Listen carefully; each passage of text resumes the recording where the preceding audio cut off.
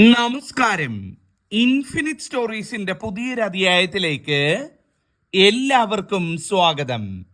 ഈ വർഷത്തെ ഗുരുവായൂർ ഏകാദശി വ്രതം നമുക്കെല്ലാവർക്കും ഒന്നിച്ചെടുത്താലോ? ഞാൻ എൻ്റെ പ്രേക്ഷകരോട് ചോദിക്കുകയാണ്, നമുക്കെല്ലാവർക്കും ചേർന്ന് എൻ്റെ പൂജയും കാര്യങ്ങളോടൊപ്പം നിങ്ങളും ഏകാദശി വ്രതം നോക്കാൻ പോകുന്നു. എന്തു പറയുന്നു? എല്ലാവരും ചേർന്ന് ഈ വർഷം വ്രതം എടുത്താലോ?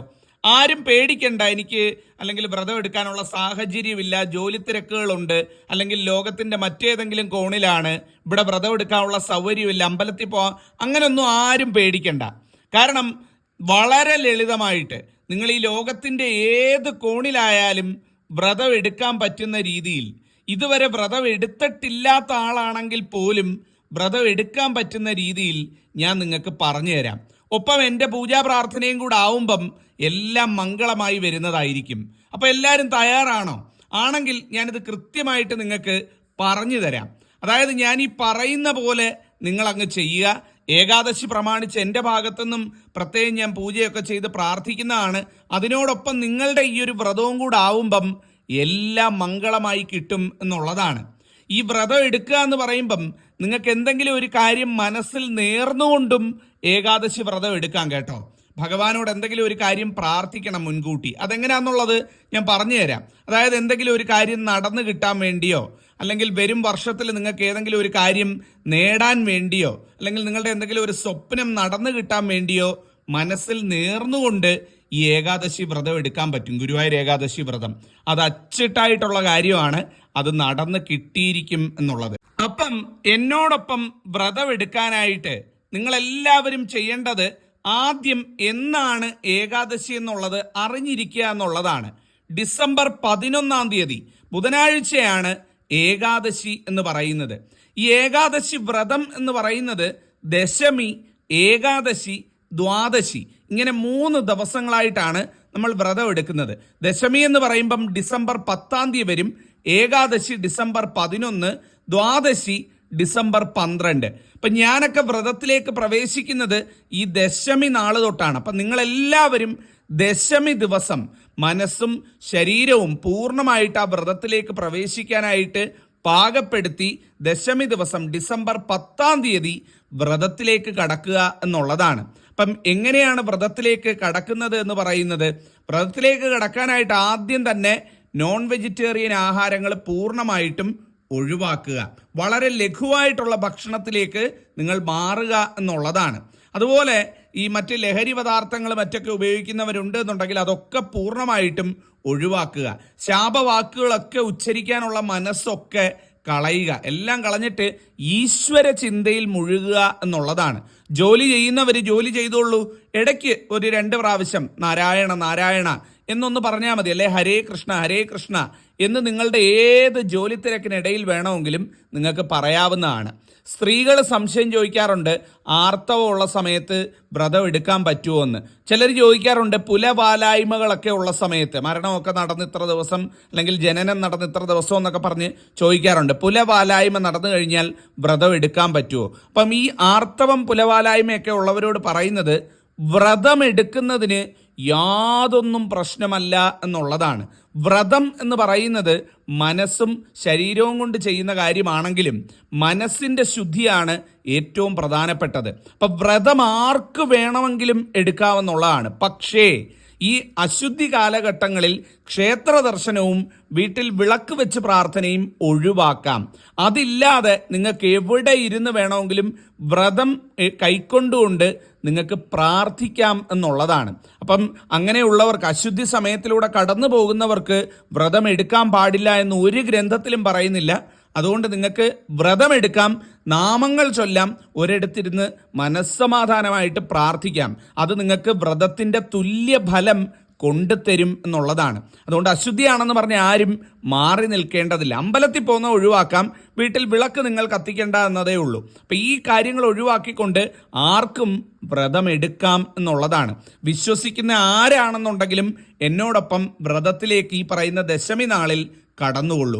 അപ്പം ആ ദശമി നാളിൽ ഈ പറയുന്ന പോലെ എല്ലാ കാര്യങ്ങളും ഒഴിവാക്കി നിങ്ങളുടെ മനസ്സും ശരീരവും ഒരുങ്ങി, അല്ലെങ്കിൽ ആ വ്രതത്തിലേക്ക് പ്രവേശിക്കാനായി ഒരുങ്ങി ഏറ്റവും കുളിച്ച് വൃത്തിയായി വിളക്ക് തെളിയിച്ച് സങ്കല്പമെടുക്കണം എന്നുള്ളതാണ്. അപ്പം വിളക്ക് തെളിയിക്കാൻ പറ്റാത്തവരുണ്ട് എന്നുണ്ടെങ്കിൽ ഒരിടത്ത് മനസ്സമാധാനമായിട്ടിരുന്ന് നാരായണ നാരായണ എന്ന് പറഞ്ഞുകൊണ്ട് സങ്കല്പം എടുക്കുക. എങ്ങനെയാണ് സങ്കല്പം എടുക്കുന്നത്? സങ്കല്പം മറ്റൊന്നുമല്ല, ഭഗവാനെ ഗുരുവായൂരപ്പ ശ്രീകൃഷ്ണ, ഞാൻ ഈ ഗുരുവായൂർ ഏകാദശി വ്രതം കൈക്കൊള്ളാൻ ഒരുങ്ങുകയാണ്. അവിടുന്ന് എനിക്ക് ആയുസ്സും ആരോഗ്യവും തന്ന്, ആയുസ്സും ആരോഗ്യം വേണമല്ലോ, എങ്കിലേ ഈ ഒരു വ്രതം പൂർത്തിയാക്കാൻ സാധിക്കുള്ളൂ. ആയുസ്സും ആരോഗ്യവും തന്ന് ഈ വ്രതം പൂർത്തീകരിക്കാൻ എന്നെ അനുഗ്രഹിക്കണേ, ഭഗവാന്റെ കൃപ ഉണ്ടാകണേ, ഞാൻ വ്രതത്തിലേക്ക് പ്രവേശിക്കുകയാണ് എന്ന് പറഞ്ഞുകൊണ്ട്, ഒന്നുകിൽ വീട്ടിൽ വിളക്ക് വെച്ചാകാം, വിളക്ക് വെക്കാത്തവർ ഒരിടത്ത് ഇരുന്ന് മനസ്സമാധാനമായിട്ട് നാരായണനാമം ജപിച്ചുകൊണ്ട് ഓം നമോ നാരായണായ എന്ന് പറഞ്ഞുകൊണ്ട് ചെയ്യാം. അതുമല്ല എന്നുണ്ടെങ്കിൽ വീട്ടിനടുത്ത് അമ്പലമുണ്ട് എന്നുണ്ടെങ്കിൽ ആ അമ്പലത്തിൽ പോയായാലും ചെയ്യാം. അപ്പം ഏത് സാഹചര്യത്തിലാണ് എന്നുണ്ടെങ്കിലും ഒരിടത്ത് മനസ്സ് ശാന്തമാക്കി ഇരുന്നുകൊണ്ട് ശ്രീകൃഷ്ണ ഭഗവാനെ നാരായണനെ പ്രാർത്ഥിച്ചുകൊണ്ട് വ്രതത്തിലേക്ക് പ്രവേശിക്കാം. ഇതാണ് ഒന്നാമത്തെ കാര്യം. അങ്ങനെ നിങ്ങൾ വ്രതത്തിലേക്ക് പ്രവേശിക്കുന്നതിന് മുമ്പായിട്ട് വീട്ടിൽ 3 കാര്യങ്ങളൊന്ന് ഒരുക്കി വെക്കണം. വീട്ടിലോ നിങ്ങളുടെ താമസ സ്ഥലത്തോ തുളസിത്തറ ഉണ്ടെങ്കിൽ തുളസിത്തറ വൃത്തിയാക്കി വെക്കുക. അവിടെ എന്തെങ്കിലുമൊക്കെ കളയൊക്കെ ഉണ്ടെങ്കിൽ അതൊക്കെ പറിച്ച് ഭംഗിയാക്കി വെക്കുക. തുളസിത്തറ ഉള്ളവർ, പൂജാമുറി ഉള്ളവർ പൂജാമുറിയൊക്കെ ഒന്ന് ഭംഗിയാക്കി പൊടിയൊക്കെ തട്ടി ഏറ്റവും ഐശ്വര്യമായിട്ട് വിളക്കൊക്കെ ഒന്ന് തേച്ച് വൃത്തിയാക്കി വെക്കുക. ഇനി കൃഷ്ണ വിഗ്രഹമോ ചിത്രമോ വീട്ടിലുള്ളവരാണെന്നുണ്ടെങ്കിൽ വിളക്ക് കത്തിക്കുമ്പോൾ അതിനടുത്ത് വെക്കാനായിട്ട് ആ കൃഷ്ണ വിഗ്രഹം അല്ലെങ്കിൽ ചിത്രം ഏറ്റവും ഭംഗിയാക്കി വെക്കുക. ഈ 3 കാര്യങ്ങളൊന്ന് പ്രത്യേകം ശ്രദ്ധിച്ചേക്കുക. ശ്രദ്ധിച്ച് ഞാൻ നേരത്തെ പറഞ്ഞ പോലെ സങ്കല്പം എടുത്തു കഴിഞ്ഞാൽ നിങ്ങൾ വ്രതത്തിലേക്ക് പ്രവേശിച്ചു. പലരുടെ ഒരു തെറ്റിദ്ധാരണ വ്രതമെന്ന് പറഞ്ഞു കഴിഞ്ഞാൽ അത് പട്ടിണി കിടക്കലാണ് എന്നുള്ളതാണ്. എന്നാൽ അത് പട്ടിണി കിടക്കലല്ല. അതിനെപ്പറ്റിയും ഞാൻ നിങ്ങൾക്ക് കൃത്യമായിട്ട് പറഞ്ഞു തരാം. അതായത് ദശമി ദിവസം നിങ്ങൾ വിളക്കൊക്കെ തെളിയിച്ച് സന്ധ്യയ്ക്ക് സങ്കല്പമെടുത്ത് ഭഗവാനോട് പ്രാർത്ഥിച്ച് വ്രതത്തിലേക്ക് പ്രവേശിച്ചു കഴിഞ്ഞാൽ അന്നത്തെ ദിവസം രാത്രിയിൽ അരിയാഹാരം പൂർണ്ണമായിട്ട് ഒഴിവാക്കാം. എന്തെങ്കിലും പഴവർഗ്ഗങ്ങൾ നിങ്ങൾക്ക് വീട്ടിൽ വാങ്ങിച്ചു വെച്ചേക്കാം. ആ പഴവർഗ്ഗങ്ങളും നല്ല ശുദ്ധമായ ജലവും കുടിച്ചുകൊണ്ട് നിങ്ങൾക്ക് സുഖമായിട്ട് രാമനാമവും കൃഷ്ണനാമവും ഒക്കെ ജപിച്ചുകൊണ്ട് ഏറ്റവും ഐശ്വര്യമായിട്ട് അന്നത്തെ ദിവസം കിടന്നുറങ്ങാം എന്നുള്ളതാണ്. ഉറങ്ങുക എന്ന് പറയുമ്പം ഒരുപാട് ദീർഘമായിട്ട് പകലൊന്നും കിടന്നുറങ്ങിക്കളയരുത്. രാത്രിയിൽ നിങ്ങൾക്ക് ഉറങ്ങുന്ന അളവിൽ തന്നെ, സാധാരണയായിട്ട് ഉറങ്ങുന്ന അളവിൽ തന്നെ ഉറങ്ങാം. മരുന്നും ഗുളികയൊക്കെ കഴിക്കുന്നവരുണ്ട് എന്നുണ്ടെങ്കിൽ അതിനനുസരിച്ച് ആഹാരം കഴിക്കുന്നതിൽ യാതൊരു തെറ്റുമില്ല. ആർക്കും വ്രതം മുറിഞ്ഞു പോകുമെന്നോ അല്ലെ വ്രതം തെറ്റുമെന്നോ ഒന്നുമില്ല. ഇപ്പോൾ ഒരുപാട് മരുന്നും ഗുളികയൊക്കെ ഉള്ളവരുണ്ട് എന്നുണ്ടെങ്കിൽ രാത്രിയിൽ നിങ്ങൾ കഴിക്കുന്ന ആഹാരം കഴിച്ചുകൊള്ളൂ. പക്ഷേ നോൺ വെജിറ്റേറിയൻ കാര്യങ്ങളൊന്നും എടുക്കരുത്. കഴിക്കുന്ന ആഹാരം കഴിച്ചുകൊണ്ട് മരുന്ന് കഴിച്ചോളൂ. അതുകൊണ്ട് നിങ്ങളുടെ വ്രതം മുറിഞ്ഞു പോവുകയോ വ്രതത്തിൻ്റെ ഫലം കിട്ടാതിരിക്കുകയോ ചെയ്യുകയില്ല. കാരണം ഭഗവാൻ അറിയാം നിങ്ങളുടെ രോഗാവസ്ഥയും വയ്യായ്മയും എല്ലാം അറിയുന്നവനാണ് ഭഗവാൻ എന്ന് പറയുന്നത്. അപ്പം ഭഗവാൻ അത് അനുഗ്രഹിച്ചുകൊള്ളു. അപ്പം ദശമി ദിവസം ഇത്രയും കാര്യങ്ങളാണ് ചെയ്യേണ്ടത്. വിളക്ക് വെക്കുന്ന സമയത്ത് നിർബന്ധമായിട്ടും ഓം നമോ ഭഗവതേ വാസുദേവായ, ഓം നമോ നാരായണായ എന്ന് ചൊല്ലുക. ഇനി വീട്ടിൽ വിളക്ക് വെക്കാൻ പറ്റുന്നില്ല, മറ്റിടങ്ങളിലാണ് അല്ലെ ജോലി സ്ഥലത്താണ് എന്നുണ്ടെങ്കിൽ ഒരിടത്തൊരു 5 മിനിറ്റ് ഒന്ന് മനസ്സമാധാനമായിട്ടിരുന്ന് ഇതേ നാമം ഓം നമോ ഭഗവതേ വാസുദേവായ, ഓം നമോ നാരായണായ ചൊല്ലുക. അത് നിങ്ങൾക്ക് എല്ലാ ഫലവും കൊണ്ടുതരുന്നതായിരിക്കും.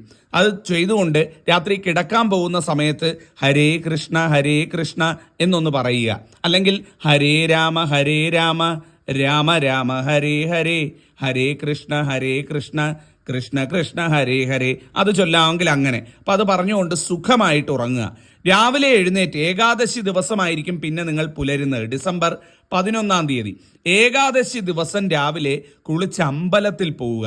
അമ്പലത്തിൽ പോകാൻ പറ്റാത്തവരുണ്ടെങ്കിൽ വീട്ടിൽ വിളക്ക് തെളിയിക്കുക.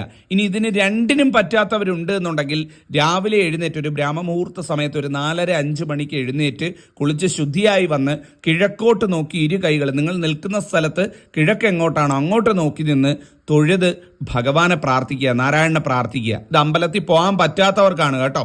അമ്പലത്തിൽ പോകുന്നവരുണ്ടെങ്കിൽ രാവിലെ കുളിച്ച് ഐശ്വര്യമായിട്ട് ചെന്ന് ഏകാദശി ദിവസം രാവിലെ ഭഗവാന്റെ ആ തിരുരൂപം നിങ്ങളുടെ വീട്ടിനടുത്ത് എവിടാണ് വൈഷ്ണവ ക്ഷേത്രമുള്ളത്, നാരായണ ക്ഷേത്രമുള്ളത്, അല്ലെങ്കിൽ ശ്രീകൃഷ്ണ ഭഗവാന്റെ ക്ഷേത്രമുള്ളത്, അവിടെ പോയി ഭഗവാനെ കണ്ട് തൊഴുത് പ്രാർത്ഥിക്കുക. നിങ്ങൾക്ക് എന്തൊക്കെ ഭഗവാനോട് പറയാനുണ്ടോ ആ കാര്യങ്ങളൊക്കെ പറയുക. മനസ്സിൽ എന്തെങ്കിലും കാര്യം നേർന്നിട്ടുണ്ട് എന്നുണ്ടെങ്കിൽ നടക്കൽ ചെന്ന് നാരായണ മന്ത്രം ചൊല്ലി ഓം നമോ നാരായണ ചൊല്ലിക്കൊണ്ട് നിങ്ങൾ ആ മനസ്സിൽ ആഗ്രഹിക്കുന്ന കാര്യം, ഭഗവാനെ എൻ്റെ ഏറ്റവും വലിയ സ്വപ്നമാണ്, അങ്ങിതെനിക്ക് നടത്തിത്തരണം എന്ന് പറഞ്ഞുകൊണ്ട് ആ കാര്യം ഭഗവാനോട് പറയുക. ഞാൻ എഴുതിത്തരാം, അച്ചിട്ടായിട്ട് പറയുന്നു. നിങ്ങൾ പ്രാർത്ഥിക്കുന്ന ആത്മാർത്ഥമായിട്ടുള്ള ആ കാര്യം അത് നിങ്ങൾക്ക് ഭഗവാൻ ഒന്നല്ലെങ്കിൽ മറ്റൊരു തരത്തിൽ നിങ്ങൾക്കത് നേടിത്തന്നിരിക്കും. ആയിരക്കണക്കിന് അനുഭവങ്ങളുള്ളതാണ്. അപ്പം ഇതാണ് നിങ്ങൾ ആ ദിവസം രാവിലെ ചെയ്യേണ്ടത്. രാവിലത്തെ അവിടുത്തെ പൂജയൊക്കെ കണ്ട് ഭഗവാന്റെയൊക്കെ തൊഴുത് വീട്ടിൽ വന്ന്, വീട്ടിലല്ലേ ജോലി സ്ഥലത്തേക്ക് പോയി നിങ്ങൾ കാര്യങ്ങളൊക്കെ ചെയ്യാം. എല്ലാം പതിവ് പോലെ തന്നെ പോവും. പകൽ സമയത്ത് കിടന്ന് ഉറങ്ങാനോ അല്ലെങ്കിൽ ഉച്ചയുറക്കമൊന്നും പാടില്ല എന്നാണ് പറയുന്നത്. ഇപ്പം നൈറ്റ് ഡ്യൂട്ടിയൊക്കെ ചെയ്യുന്നവരുണ്ടെങ്കിൽ പകൽ വന്ന് ഉറങ്ങുന്നതിൽ തെറ്റില്ല. ഞാൻ അവരെ അല്ല പറയുന്നത്, സാധാരണ ആളുകളുടെ കാര്യമാണ് പറയുന്നത്. അതെല്ലാം കഴിഞ്ഞ് സന്ധ്യയ്ക്കും അതുപോലെ തന്നെ പറ്റുമെങ്കിൽ അമ്പലത്തിൽ പോവുക. അമ്പലത്തിൽ പോകാൻ പറ്റുന്നില്ല എന്നുണ്ടെങ്കിൽ നേരത്തെ പറഞ്ഞ പോലെ തന്നെ വീട്ടിൽ നിലവിളക്ക് തെളിയിച്ച് ഭഗവാന്റെ അടുത്ത് പ്രാർത്ഥിക്കും. ഇപ്പം അമ്പലത്തിൽ പോയാലും വീട്ടിൽ നിലവിളക്ക് തെളിയിക്കാൻ വിടരുത്. നിലവിളക്ക് തെളിയിച്ചിട്ടല്ലേ അതിനുള്ള ഏർപ്പാട് ചെയ്തിട്ട് വേണം നിങ്ങൾ അമ്പലത്തിൽ പോകാനെന്ന് പറയും. ഞാനും ഈ പറയുന്ന ദശമി നാളിലും ഏകാദശി നാളിലും ഒക്കെ വലിയ രീതിയിലുള്ള പൂജകൾ ചെയ്യുന്നുണ്ട്. അപ്പം അതിൻ്റെതായ ഫലം നിങ്ങൾക്ക് ലഭിക്കുകയും ചെയ്യുന്നതായിരിക്കും. അപ്പം ഞാനും ഈ പറയുന്ന കാര്യങ്ങളിലൂടെയാണ് കടന്നു പോകുന്നത്. അപ്പം അതിനോടൊപ്പം പൂജയും കാര്യങ്ങളും മറ്റ് മന്ത്രവിധികളും ഒക്കെ ആവുമ്പം എൻ്റെ കാര്യങ്ങൾ കുറച്ചുകൂടെ വ്യത്യാസമായിരിക്കും. എങ്കിലും നിങ്ങളും ഈ പറയുന്ന പോലെ തന്നെ ചെയ്യുക. ചെയ്ത് അന്നത്തെ ദിവസവും പ്രാർത്ഥിക്കുക. അന്നത്തെ ദിവസം സന്ധ്യയ്ക്ക് വിളക്ക് തെളിയിക്കുമ്പം ഭഗവാൻ എന്തെങ്കിലും ഒരു നേദ്യം വെച്ചു കൊടുക്കണം കേട്ടോ. ഏകാദശി ദിവസം ഒന്നുമില്ല, നിങ്ങൾക്കൊരു പായസം തയ്യാറാക്കാം. പാൽപ്പായസമാണ് ഭഗവാൻ ഏറ്റവും ഇഷ്ടം. പാൽപ്പായസം പറ്റുന്നില്ല എന്നുണ്ടെങ്കിൽ നിങ്ങൾക്ക് ഏത് പായസമാണോ ഉണ്ടാക്കാൻ പറ്റുന്നത്, അതായത് ഏത് തയ്യാറാക്കിയാലും കുഴപ്പമില്ല. ഇന്നത് തന്നെ വേണമെന്നൊന്നും ഭഗവാനില്ല. നിങ്ങൾ മനസ്സോടുകൂടി കൊടുക്കുന്ന എന്തും ഭഗവാൻ സ്വീകരിക്കും എന്നുള്ളതാണ്. അപ്പം ഒരു നെയ്പായസമോ അല്ലെങ്കിൽ ശർക്കര പായസമോ അല്ലെങ്കിൽ ഗോതമ്പ് പായസമോ അതല്ലെന്നുണ്ടെങ്കിൽ പാൽപ്പായസമോ ഏതെങ്കിലും ഒരു പായസം ഭഗവാന് സന്ധ്യയ്ക്ക് ആ നിലവിളക്കിന് മുന്നിൽ ഒരു വാഴയിലയിൽ അല്ലെങ്കിൽ ഒരു പാത്രത്തിൽ വെച്ച് ഐശ്വര്യമായിട്ട് ഭഗവാൻ അത് നേദിക്കുക. ഏറ്റവും ഐശ്വര്യമായിരിക്കും. അതുപോലെ തന്നെ ഏകാദശി ദിവസം ആരും തന്നെ ഒരാളും തുളസി ഇല പറിക്കരുത് കേട്ടോ. പലരും ചെയ്യുന്ന തെറ്റാണ്. ദശമി ദിവസം തന്നെ തുളസി ഇലകൾ പറിച്ചു വെക്കുക ആവശ്യത്തിന്. ഏകാദശി നാളിലേക്ക് വേണ്ട. ഏകാദശി ദിവസം തുളസി ദേവിയും വ്രതത്തിലാണെന്ന സങ്കല്പം. ഏകാദശി ദിവസം തുളസി ദേവിക്ക് ജലം ഒഴിക്കുന്നതോ തുളസി ഇലകൾ പറിക്കുന്നതോ വളരെ ദോഷമായിട്ടുള്ള കാര്യം. ഇത് രണ്ടും ചെയ്യരുത്. കാര്യം തുളസി ദേവിയും നമ്മളെപ്പോലെ തന്നെ ഏകാദശി വ്രതം കൈക്കൊള്ളുന്ന ദിവസമാണ്. അപ്പം ആ ഒരു കാര്യവും കൂടെ ശ്രദ്ധിച്ചുകൊണ്ട് ആ ഒരു ത്രിസന്ധ്യ തൊഴുത് ഏറ്റവും ഐശ്വര്യമായിട്ട് ഭഗവാനെ പ്രാർത്ഥിക്കുക. പ്രാർത്ഥിച്ചിട്ട് അടുത്ത ദിവസം, അതായത് ദ്വാദശി ദിവസം രാവിലെ എഴുന്നേറ്റ് കുളിച്ച് ശുദ്ധിയായി വിളക്ക് തെളിയിച്ച് ഭഗവാനെ പ്രാർത്ഥിച്ച് അമ്പലത്തിൽ പോയി തുളസി തീർത്ഥം സേവിച്ചുകൊണ്ട്, അതായത് അമ്പലത്തിൽ നിന്ന് നൽകുന്ന ആ ഒരു തീർത്ഥജലം ഉണ്ടല്ലോ അത് സ്വീകരിച്ച് അത് കുടിച്ചുകൊണ്ട് നിങ്ങൾക്ക് വ്രതം അവസാനിപ്പിക്കാവുന്നതാണ്. ഇനി അമ്പലത്തിൽ പോകാൻ പറ്റാത്തവരുണ്ട് എന്നുണ്ടെങ്കിൽ വിഷമിക്കേണ്ട.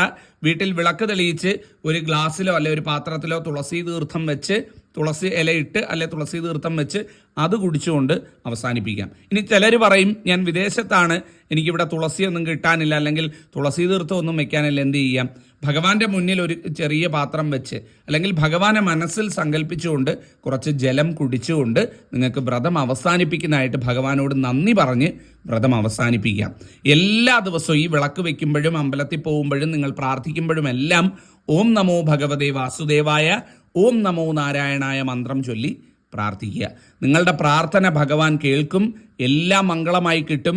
ഞാൻ പറയുന്നു, എന്നോടൊപ്പം ആരൊക്കെയാണോ ഇത് ചെയ്യുന്നത് അവർക്ക് വരും വർഷങ്ങളിൽ വലിയ മാറ്റങ്ങൾ ജീവിതത്തിൽ ഉണ്ടാകും. നിങ്ങൾ ആഗ്രഹിച്ച കാര്യങ്ങളൊക്കെ നടന്നു കിട്ടും. വേറെ ഒരു വഴിപാടും പൂജയും ചെയ്തില്ലെങ്കിലും ഈ പറഞ്ഞ രീതിയിൽ ലളിതമായിട്ട് നിങ്ങൾ ഈ പറഞ്ഞ കാര്യം ചെയ്തു നോക്കൂ. അതിൻ്റെ ഫലം നിങ്ങൾക്ക് കിട്ടുന്നതായിരിക്കും. അപ്പം ഇത് പറയാൻ വേണ്ടിയാണ് ഇന്ന് വന്നത്. എല്ലാവരെയും ജഗദീശ്വരനെ അനുഗ്രഹിക്കട്ടെ, നന്നായി വരട്ടെ. നിങ്ങൾക്കും കുഞ്ഞുങ്ങൾക്കും കുടുംബത്തിനും എല്ലാ നന്മകളും നേരുന്നു. എന്നോടൊപ്പം എല്ലാവരും വ്രതവും എടുക്കുക. വ്രതം എടുക്കുന്നവരൊക്കെ ഉണ്ടെങ്കിൽ പറയുക. ജഗദീശ്വരനെ അനുഗ്രഹിക്കട്ടെ. നന്ദി, നമസ്കാരം.